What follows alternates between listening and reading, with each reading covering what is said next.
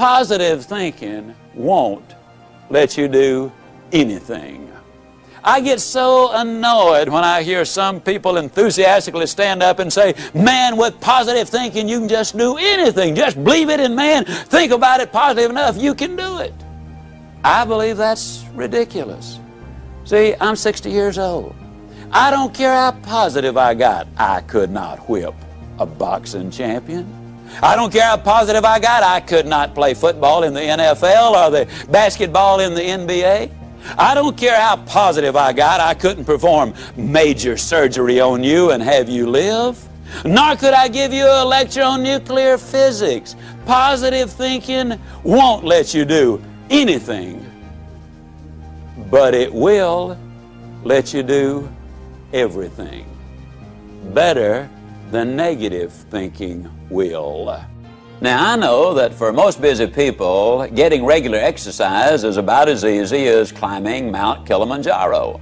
But it can be done. You've just got to have a plan. You've got to set some goals, because it's just as difficult to reach a destination you don't have as it is to come back from a place you've never been. Unless you have definite, precise, clearly defined goals, you will not realize the maximum potential that lies within you.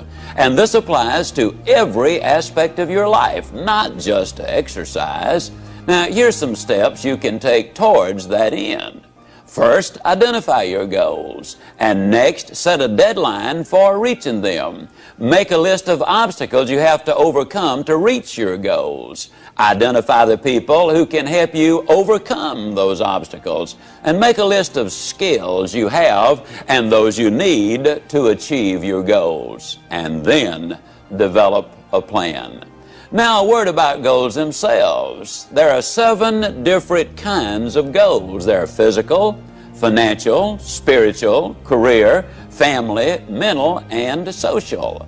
And these 7 types of goals share several characteristics. First, to be effective, they must effect change. We must have some big goals, because thinking big creates the excitement necessary for accomplishment. Second, you must have some long-range goals so that short-range frustrations don't stop you in your tracks. Occasionally, circumstances do arise that are beyond your control, and oftentimes obstacles such as market changes, sickness, accidents, or family problems can be pretty intimidating. But by keeping your eye on the prize, you will find that the excitement of winning that prize will carry you through the tough times. Third, if you don't have daily objectives, you qualify as a dreamer and not as a doer. Dreamers are fine, provided they build foundations under their dreams by working daily towards them. Often, the difference between the great and the near great is the awareness that making it big means working every day towards our long-range objectives. And 4, your goals must be specific, not vague or general. If you want a new home, for example, know every detail of that house. How many square feet, number of rooms and bathrooms, the shape of the living room, the type and kind of lot, its location. If it's a car you're dreaming about, picture the make, the model, the color, and every option you want it to have. You see, if you want to reach your goal, you must see it, be able to smell, to touch, and to taste it. Know how it looks and what it feels like in your own mind. Before you can reach that goal, you see, it is true that whether you think you can or think you can't, you are generally right. Step number 6, you need to feed your mind with the good, the clean, the pure, the powerful, and the positive. Let me ask you a question. If I were to come into your living room one day with a pail of garbage and dump it on your living room floor, what do you think you'd do? I bet I can answer the question. You would either get your gun and say to me, now Ziglar, I'll bet you can clean that up. Or you'd get on the telephone and you'd call the police. Or you'd whip me as long as I was there. Those are things you would probably do. I mean, and then for months you'd be talking about this crazy guy came in my home, dumped garbage on the floor, ought to shot him. As a matter of fact, I wish I had. But we could clean the garbage up off your living room floor. But what about the garbage that we dump in our mind every single day? Einstein said that it takes 11 correct inputs to overcome one incorrect input. And a lot of the things which go in our minds and in our children's minds is not a thing in the world but pure garbage. I would ask you to do this. Evaluate what you read and what you view. Evaluate it in this light. Will this really help me to accomplish my objectives in life? Or is this going to be a deterrent to me accomplishing my objectives in life? Remember, you're what you are and where you are because of what's gone into your mind. And you can change what you are, you can change where you are by changing what goes into your mind. Now, as you probably suspect, I'm an absolute enthusiast about the cassette recorder. I believe it's the most fascinating educational tool that we have in our country. I was a visiting scholar for the University of Southern California for 2 years. One of the things they discovered was that if you live in a metropolitan area and drive 12,000 miles a year, that in 3 years' time you can acquire the equivalent of 2 years of college education. You can learn virtually anything you want to know about finances, foreign languages, the Bible, how to set goals, how to close sales, how to plan your life. You can learn so many things while you're there in your car. Feed your mind. Second thing I would encourage you to do is start reading something good every day. Did you know if you read 20 minutes a day and you're an average reader, that at the end of the year you will have read 20 200-page books, and that the average American only reads one good book a year? Think of what an advantage that will give you over the competition in whatever field you're in. Now, who does these things? Well, Mary Kay Ash of Mary Kay Cosmetics told me that she would never get in her car without a cassette that she could listen to while she was going somewhere. H.L. Hunt, worth $3 billion at his death, listened to cassette recordings until after he was 80 years old. Wallace Johnson, one of the co-founders of Holiday Inns International, over 80 years old, tells me he listens every day and reads at least 2 good books every month. Alan Bean, one of the astronauts who walked on the moon, told me that the astronauts on their way to the moon and back, and please understand, these people have the best self-images, the most clearly defined goals, the most positive mental attitude. They're the most confident, competent people as a group maybe that our country has. But these people were listening to motivational recordings on their way to the moon and back. And what a delight it is for me to be able to say that some of the recordings they were listening to were fantastic. You need to feed your mind. Now, a lot of times people say, yeah, you know, when I'm down in the dumps just a little bit, I really enjoy listening because it gives me a lift. Well, I'm glad to hear that, but let me give you the most surprising news maybe you've ever heard. It's good to listen when you're down. But folks, the ideal time to listen is when you're sky high. Let me tell you why. When you're down, sometimes you grab at straws, and sometimes you grab the wrong straw. Also, a lot of times, and here's the real benefit to listening, it triggers your imagination, stirs up all of the stored information which you already have in your mind, and a lot of the good ideas then come forth. But if you're too down to accept them, then you turn away the very best ideas of all. Listen when you're up. And then with those endorphins popping, and they do pop as a result of listening to good motivational recordings, when you listen then and new ideas pop in your mind, it generates even more excitement. Here's what we've discovered. You need to listen at least 16 times to get the complete message. That's the reason I say listen to this over 16 times, because you will get all of it then. It will become a part of you. Let me say it again. You probably have been in the process of making decisions right now.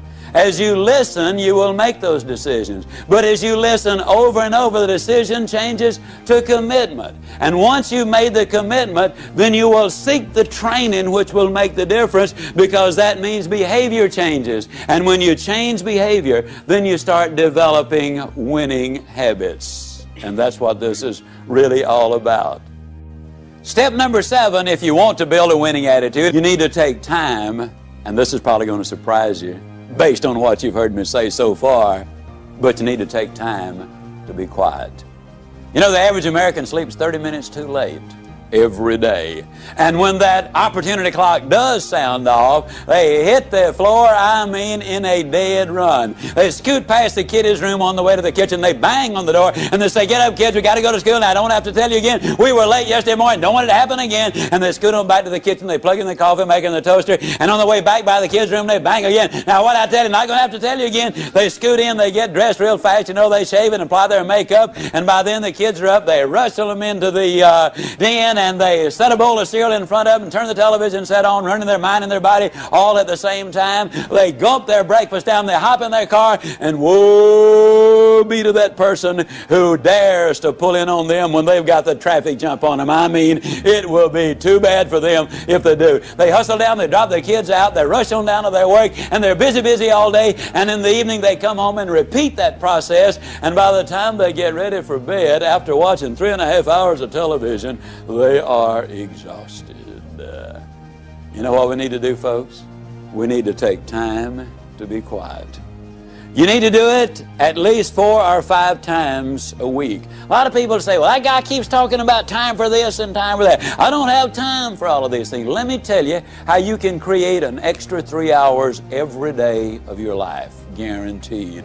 Get your TV guide out on Sunday afternoon and look at the shows that you really want to see that week. Over 70% of all of the time spent watching television, you're watching things you have no interest in watching. Let me encourage you to do this. Take a slow, lazy, drifting, absolutely meaningless walk. Just almost go to sleep on the walk. Not an exercise walk, you need to do those too, but a very quiet walk. Pick out a place in your home where you can be absolutely quiet on occasion. If you have to get up 30 minutes earlier, that's wonderful. I don't know why, but I seem to wake up earlier in the winter months than I do in the summer months. And when I get up, it's pitch dark. I have a nice little office. I go in there and I turn on the gas log and I sit there.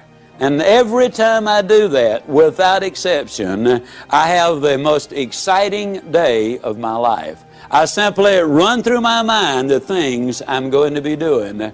As you plan the day, as you think of all of the things we've got to be excited about, it really does renew your energy and it gets you excited about the day. Now let me tell you something.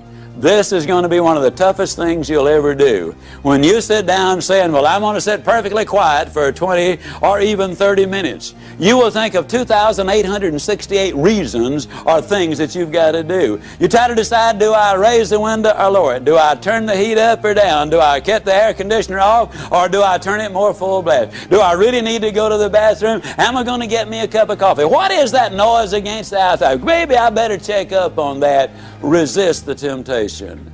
Spend a few minutes in quiet, reflective thought. It does make a difference. Take time to be quiet. Step number 8, take time for those you love. Dr. Herb True, professor at Notre Dame, outstanding speaker, good friend of mine, suggested this, which I really think is so valid.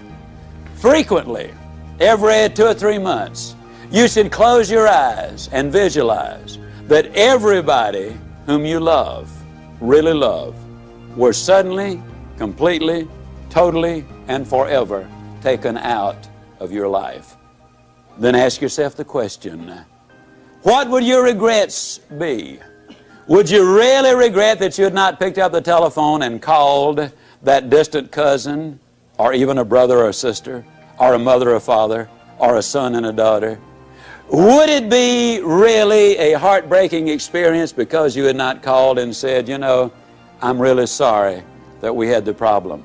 I don't know whether it was your fault or my fault, but let's get together and solve the problem.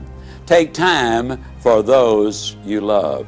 Spend time with each other. Those of you who are married, spend time as husband and wife, just enjoying each other, communicating with each other, getting acquainted with each other. Earlier I said all of the studies reveal that if there is that close relationship, then success is more likely to come your way. Korn Ferry International, an executive search firm in New York City, in conjunction with the UCLA School of Management, did a study on 1,362 vice presidents, men and women who were aspiring to the president's chair. Their average income was $215,000. They had spent an average of 15 years working for the company, and the most lucrative of them, those who had the highest paying of all the jobs, had had 2 or fewer jobs in their lifetime. They were loyal to their company. 87% of them were still married to their one and only mate. 92% of them were raised by 2-parent families. But the story has even more. They said they considered integrity the most important characteristic in their success arsenal. 100% of them said hard work was absolutely necessary. 89% of them had 2, 3, 4, or more children. 71% of them also said that if they had more time, they'd spend it with their wives. 50% said with more time, they would spend it with their children. Incidentally, the average one worked a little over 50 hours each week. So they're not working those 80 and 90 hours a week that a lot of people might think they are. And they're living a balanced life. 89% of them also were either Catholic, Jewish, or Protestant, and their faith apparently had some meaning to them. U.S. News and World Report did a study of the millionaires in America. There are now 1 million of them. They said the typical millionaire has gotten that way because he's earned his money or her money over a period of 20 to 30 years. They do work about 50 hours a week. They're still married to their high school or college sweethearts. In other words, the family is intact. Incidentally, a couple of other little things you'll be intrigued about this. They discovered that less than 1%, and the implication was it was considerably less than 1%, of all of the millionaires in America earned their money in music, radio, television, the movies, and all athletic endeavors combined. Considerably less than 1%. Intriguing, isn't it? Also, they discovered there are far more salespeople who are millionaires than doctors. And me being a salesman, I kind of related to that one. I thought it was neat. Now, what does all of these studies really say? These studies say that if we can build that relationship with those we love. Now, your family might simply be mother and daughter. It might be father and son. It might be husband and wife. It might be brother and sister. But you know who you're close to. The better you get along with the ones you love, the more likely you are to be successful in whatever else it is you do.